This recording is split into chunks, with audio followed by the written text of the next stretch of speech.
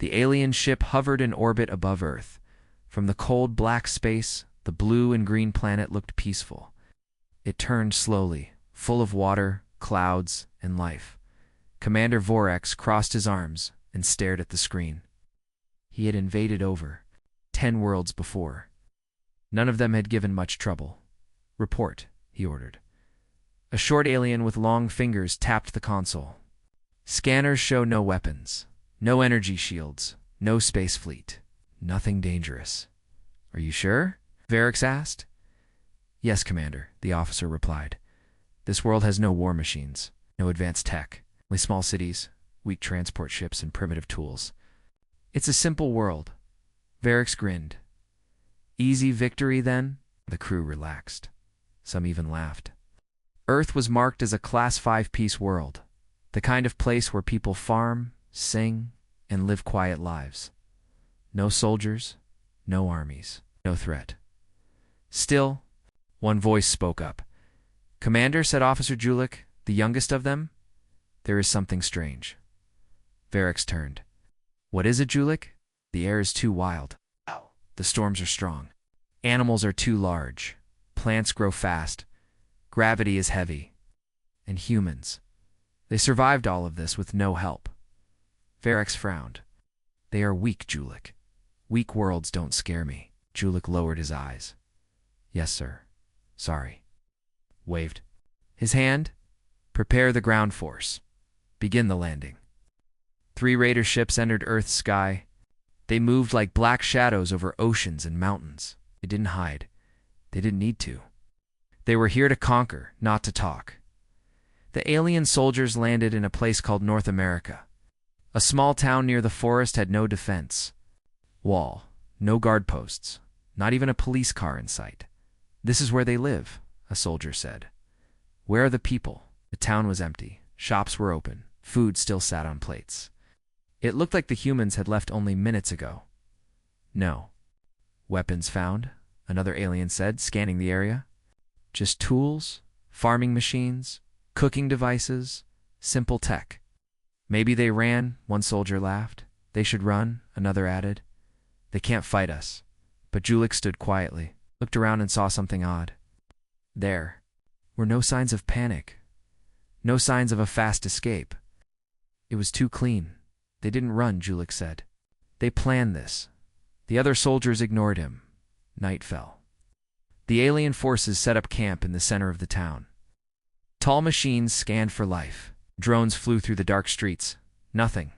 No movement. No humans. Still no contact? Commander Varix asked over the comm. "None, sir," the squad leader replied.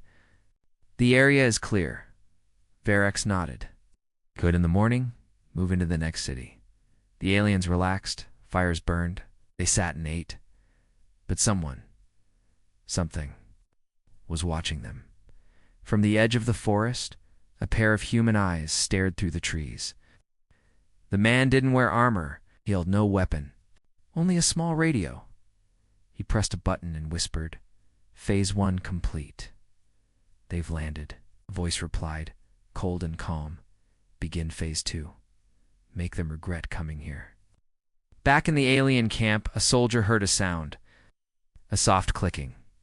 He turned, nothing there. Then a motion sensor beeped. Movement near the barn. 2 soldiers moved in. Their rifles glowed red. They opened the barn doors. Empty, just hay tools and an old tractor. They scanned again. Still nothing. "False alarm," one said. "Let's snap." The floor beneath them cracked. A hidden trap door opened. Both aliens fell into a dark pit. Deep below, no screams, only silence.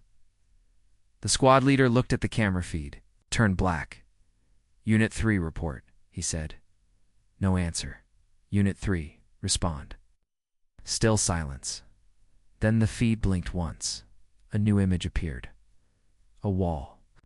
And on it, human writing in red paint. "You came to the wrong world." Commander Varix stood from his chair. "What is this? What are they doing down there?"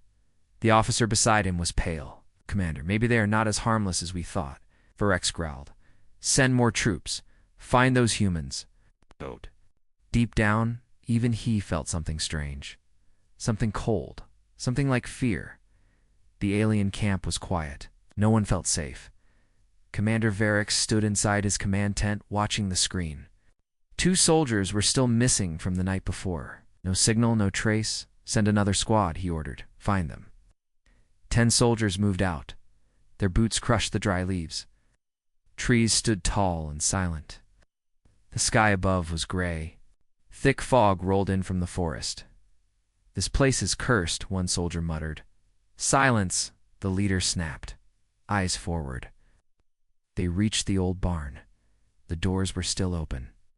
No signs of a fight, no blood, no bodies. Just hay and dust. Suddenly, one soldier froze. His scanner beeped. Life form detected, he whispered. Inside the house, 2 meters away, all weapons turned toward a nearby farmhouse. Old wooden building. Quiet, still move in. The squad approached slowly, step by step. The door creaked open. They entered. Inside, it was dark. The windows were covered. Dust floated in the air. Plates still sat on the table. A kettle sat on the stove. It's like they just vanished, said a soldier. One walked upstairs. Another checked the kitchen.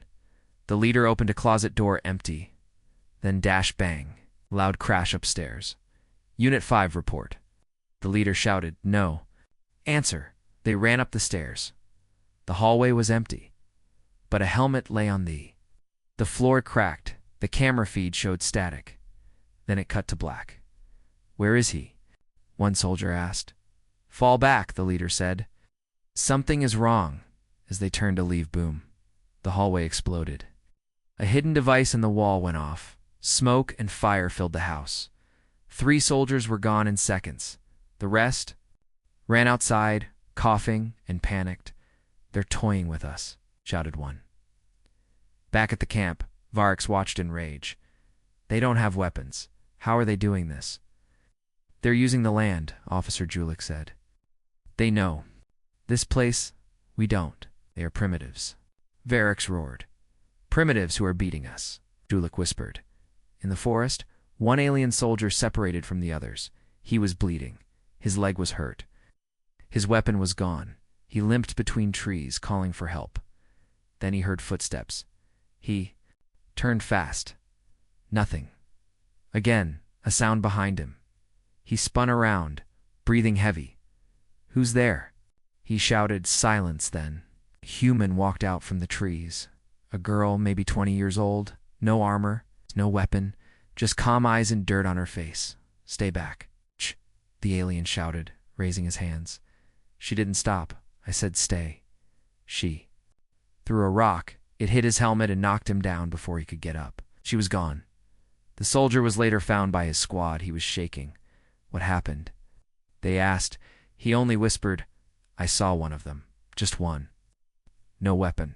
But she wasn't scared. I was. That night, the aliens set up trip alarms. Drones hovered in the sky. Guards walked in circles with glowing rifles, but still. No humans seen. Just the trees watching and something moving in the dark. A soldier looked into the forest. He saw shadows dancing, figures with glowing eyes. Then he blinked, and they were gone. Commander, permission to retreat? The squad leader begged. We don't even know what we're fighting. Vorix refused. No, we stay. We find them. We crush them. But fear had already taken hold, back in the ship above Earth. Alien scientists were confused. Sir, one said, I reviewed Earth's history files again. There are mistakes. What kind of mistakes?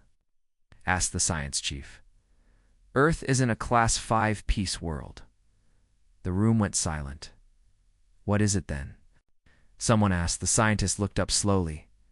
A death world. It's possibly Class X. On Earth, in a dark basement, a group of humans gathered around radios and maps. They wore no uniforms. Just old clothes and hard eyes. They're getting scared. One man said. They thought we'd run, said a woman. Now they know better, someone else whispered. A voice on the radio said, Phase 3, begins at dawn. No mercy. Alien boots moved quietly through the forest. 10 soldiers. Full armor. High-tech scanners.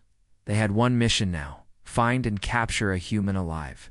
Commander Varix watched from the camp's command center. His face was tight with anger. No. More hiding, he said. We will pull them out of the trees. The squad moved slowly. Trees surrounded them. Tall, dark, and close together. No wind. No sound. Just the soft crunch of leaves underfoot. Scanners show movement, said one alien. Multiple targets. The squad leader raised his fist, his eyes open, weapons ready. They pushed forward, suddenly Dash whispering. Not. On the radio, not in their helmets, real whispering. It echoed around them, strange human words, sharp, soft, and cold, then ... Silence again. What was that? Soldier asked, shaking. No one answered. A drone flew ahead, scanning trees. Then it froze midair and dropped. Straight down, drones offline, said the tech. Something cut its power. Fall back, the leader said. But it was too late. A trap sprang from the ground, a net of sharp wires, whipped into the air. 2 aliens were caught and pulled. Up into the trees, they screamed just once. Then silence. The others fired up into the branches. Nothing leaves. Fell, no bodies dropped. Commander Varix slammed his fist on the table. Who are these people? Officer Julik looked pale. Sir, they are not soldiers. But they are not weak. They're cowards. Varix shouted. Julik shook his head. No, sir, they are hunters. One alien soldier ran from the forest alone. His face was scratched. His helmet cracked. They dragged him into the medbay. What happened? A medic asked. He gasped for breath. They didn't attack like warriors. They followed us, surrounded us one by one. They took us. You saw them? Yes. But only their eyes. In the trees. Watching. That night, the alien camp felt like a cage. Guards patrolled in circles, but still, no peace. A loud sound came from the east wall, metal crunching. Soldiers rushed there. Nothing. No enemy. But a guard tower had collapsed.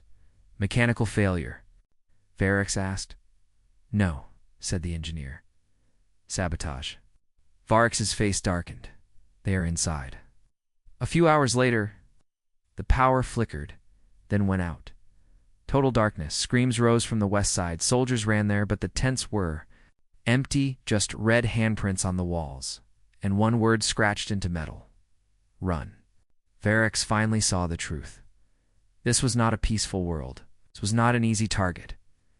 We misjudged them, he said. Sir, Julik asked. They don't fight with guns, Varix said slowly. They use their world, their minds. Their silence. He stared out the window. We walked into a hunting ground. Space, aboard the orbiting mothership. A new message arrived. It was from a distant scout team. New data from Earth's wild zones, it said. The message showed images of storms, volcanoes, deserts, jungles, all deadly. Creatures that survived only through pure strength and instinct. Earth is not peaceful, the scout's voice said. It is alive, violent, and humans are its children. Down on the ground, in a hidden tunnel, humans watched the alien camp through camera feeds. One of them smiled. They're cracking. Another checked the map. Time to break them. They all nodded. No cheers. No jokes. Just focus. Predators, preparing the final move. The alien mothership floated high above Earth. Inside, alarm lights blinked red. Scientists and officers rushed through the halls. His fear now lived on every deck. Chief Science Officer Dren was pale. His long fingers shook as he held the new report. This is wrong, he said. What is it? Asked the captain of the ship. We misread the planet's classification, Dren replied. Earth isn't a Class 5 peace world. It's a death world, possibly Class X, the captain stared. That's impossible. Dren pulled up the screen. Everything about Earth is dangerous. The storms, the heat, the cold, the animals. Everything fights to survive. He tapped the monitor. Look at this. Earth has over 1,500 deadly animal species. Plants that can kill. Bacteria that evolve. Insects that eat flesh. And yet, humans live here. The captain stepped back slowly. What kind of creatures can survive a place like that? Dren looked up. Warriors, survivors, monsters, maybe. On Earth, Commander Varric stood inside the damaged alien base. Fires still burned in the corners. The smell of smoke and fear was strong. He stared at the message carved into the wall. You brought this on yourselves. Another squad had vanished during the night. 10 more soldiers gone. No sound. No signal. Only one drone returned, was shaky. Footage, something moving fast between trees. Human shape. No face. Verrex turned to Officer Julik. How many are left? Only half our ground troops, Julik said. And none want to leave the camp. They're afraid. It should be Verrex whispered.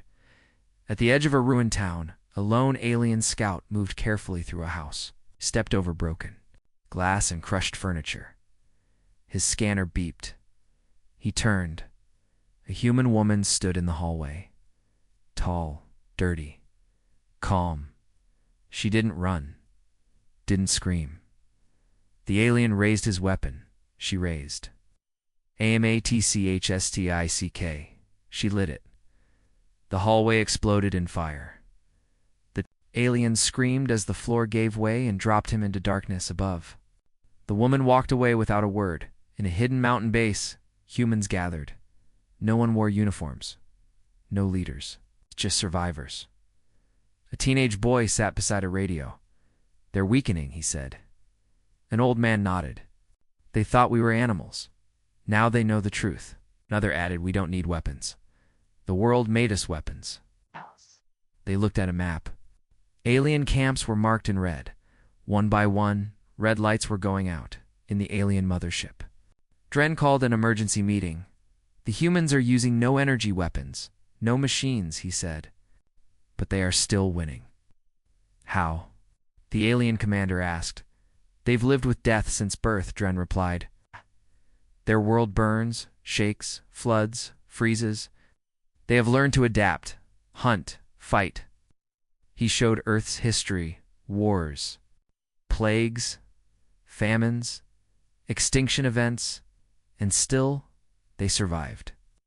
They became smarter, faster, stronger.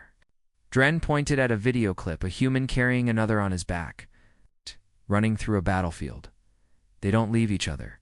They fight for each other, even when it's hopeless. The room was silent. Then one voice said, "We didn't invade a peaceful world." Dren nodded. "We invaded the home of predators." Commander Varric sat alone in his tent. For the first time in his life, not from bombs, not from machines, from silence, from the unknown.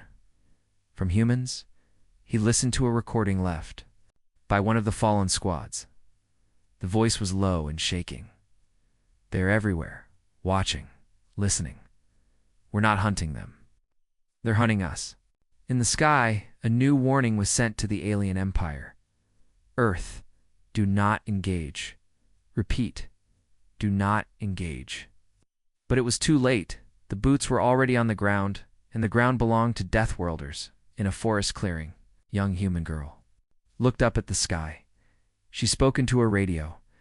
They finally understand what Earth really is. A voice replied, "Then it's time for the final phase." She smiled. No guns, no warships, just humans, and that was enough. Smoke rose from the trees. Alien bodies lay scattered, their weapons untouched, their armor cracked. Commander Varric watched the screen with hollow eyes. Another patrol lost. No signs of battle, no gunfire, just sudden silence. And then nothing. "We have to leave," Officer Julik said quietly. "This planet is killing us." Varric didn't answer. He already knew the truth. A message came from the orbiting mothership. Commander Vurex, prepare for emergency extraction. Landing pads opening in 1 hour? He felt a moment of relief. Finally, they were going home, but Julik's scanner blinked red. Sir, he said slowly, our signal? It's jammed. What? I can't reach the mothership. Something is blocking our communications. How? Vurex growled. They don't even have real tech. But deep inside, he already knew who was behind it. The humans. Outside. The alien camp, in the ruins of a school building. A group of humans sat by a radio tower. It wasn't advanced, it was built from scrap metal, car parts, wires pulled from broken machines. But it worked. One man turned to dial slowly there, their signals gone. A girl smiled. Now they're blind. Time for the trap. Scattered like shadows, inside the alien base, panic spread. Drones offline, long-range radar disabled. No contact with the sky. We're cut off. Vurex slammed his fist into the wall. Prepare all units. We move now. We march. To the landing zone on foot if we have to. But sir, do it. The alien soldiers packed quickly. They carried what they could and left behind the rest. They moved fast. Heading toward the nearest extraction point. It was only 20 kilometers away, but the humans already knew that. We're waiting. The forest grew thicker. The fog rolled in again. The alien troops moved like a frightened herd, then dash crack. The ground collapsed beneath them. 3 soldiers fell into a spiked pit covered with leaves and mud. Screams echoed. Trap, someone shouted. Before they could help, their fallen arrows flew from the trees, not laser arrows. Wooden ones, sharpened, primitive, but they hit hard. And fast. 1 soldier dropped, then another. The rest fired into the trees. Nothing answered. Just silence again. Vurex roared. Push forward! They left the dead behind, further ahead. The forest cleared. A large field. In the center, an alien escape beacon, glowing red. It's calling them home, but something felt wrong. Too open, too easy. Julik stepped beside Vurex. It's a trap, sir. No, Vurex said. He turned to his men. Check the beacon. The team moved in. Slowly they reached the beacon. Touched it. Nothing. Then dash. Boom. An explosion shook the ground. The beacon was fake. The fire spread quickly, surrounding the clearing. Humans had soaked the grass with fuel. Alien soldiers screamed as flames danced around them. A voice came from hidden speakers. A human voice. You are not the hunters here? We don't fight like you. We fight to survive. The remaining aliens ran in all directions, but the forest was alive. Ropes snapped, trees fell, traps sprung. Smoke filled the air. Eyes watched from the shadows, Vurex. And Julik crawled through the mud, barely alive. This is war, Julik asked, coughing. No, Vurex said. This is survival. Only 30 alien soldiers made it out of the forest, bloodied, burned, broken. They reached a rocky hilltop in the distance. They saw their real ship descending. It was coming for then one final chance. They ran. And that's when they saw humans, dozens of them, standing between the aliens and the landing zone. No armor. No rifles, just sticks, pipes, homemade weapons, and cold. Steady eyes. The aliens stopped. No one moved. Then one human, just a boy, stepped forward. He pointed at them and said just one word. Run. Smoke covered the broken earth. Alien soldiers. Moved like shadows, slow, tired, afraid. Their armor was cracked. Their eyes wide with fear. They had fought wars across the galaxy, but they had never faced anything like this. Not guns, now tanks. Humans. On their own land. With no mercy, Commander Vurex stood at the edge of a field. He could see the alien dropship. Far in the distance, the only way off this cursed planet, but between him and the ship, stood the humans, at least 20. Men, women, even teenagers. No armor, no guns. Just homemade weapons. Steel pipes, old baseball bats. Fire axes. Rusted knives, and confidence. Not one of them looked afraid. Virex stepped forward. He raised his hands. "I want to speak," he shouted. The humans didn't move. Then a figure stepped out. It was a young woman, maybe in her early 20s. Dirty clothes, scratches on her face, but her eyes were sharp. Cold, she stopped just a few meters from him. No fear, no weapon, just silence. Varex took off his helmet. "My name is Commander Varex of the Zareth Empire," he said. "We came to this planet believing it was peaceful. We're wrong." The woman didn't speak. "We are soldiers." "You are not," Varex said. "But you've beaten us without warships, without energy weapons." "How?" She finally spoke. "We didn't need weapons." Varex blinked. "Then how?" She pointed behind her at the burned fields, the forests full of traps, the skies without drones. "This world is hard. We were raised by storms, by wild animals, by hunger. We survived not because we wanted to fight, but because we had to." She stepped closer. "You came to rule us, but we don't break. We don't kneel." She looked him in the eyes. "We survive, and survival is the oldest weapon of all." Varex stared at her. "There are more of you," she smiled. "Millions." Julik, standing beside Varex, looked terrified. "Sir, we can't win, not against them, not here." Varex gave a slow nod. "I know." Then he looked back at the woman. "What do you want?" She didn't smile. She didn't threaten. She simply said, "Leave, and never return." Suddenly a loud crash echoed behind them. The ground shook. The rest of the alien troops turned around. A massive tree had been cut, falling right on their supply crates. Explosives hidden inside blew up, fire and dirt flying high in two. The air? Another trap. Another warning. The woman didn't flinch. "This land fights with us," she said. Varex stared at her. "We should have destroyed you when we landed." She raised an eyebrow. "You tried." In the sky, the dropship hovered low. "It was time. Go," the woman said. "Take what's left of your army, but leave this world behind." She paused. "If you come again, we won't let you run." Varex stepped back, gave the order. "All forces retreat to the ship. Now." His soldiers ran, broken, scared. Silent, not as conquerors, as survivors. As the ship took off, Julik looked down at the earth one last time. "What will they do now?" he asked. Varex didn't answer, but far below he saw the humans standing. In the field, watching them rise, no smiles, just calm in the hidden mountain base. The humans listened to the dropship leave. "They're running," someone said.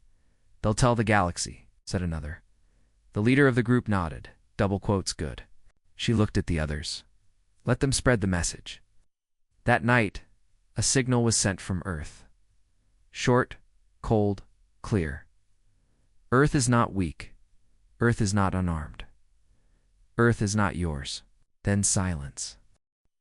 The alien dropship shot through Earth's skies, carrying what was left of the once-proud Zareth invasion force. Inside, silence filled the ship. No cheers, no songs of victory, just wounded soldiers, broken armor, and fear. Commander Varex stared.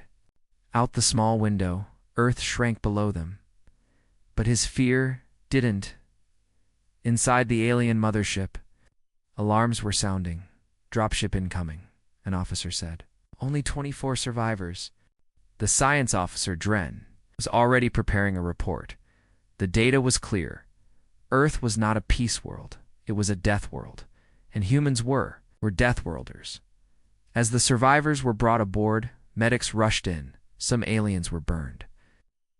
Were shaking, still seeing human faces in their nightmares. "They didn't fight like soldiers," one whispered. "They hunted us," said another. "They were the shadows, the forest, the fire." One soldier kept repeating the same words.